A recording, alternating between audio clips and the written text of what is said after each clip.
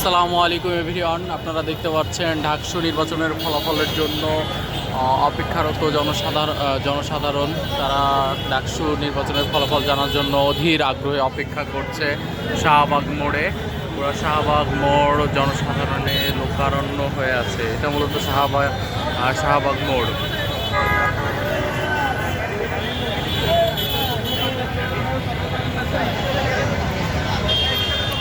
তো খুব শীঘ্রই এখনই ডাকসু নির্বাচনের ফলাফল ঘোষণা হবে।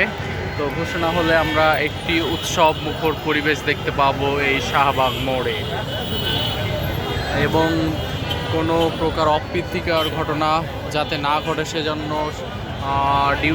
দায়িত্বে রয়েছে পুলিশ, বিজিবি এবং অসংখ্য টিভি পুলিশ।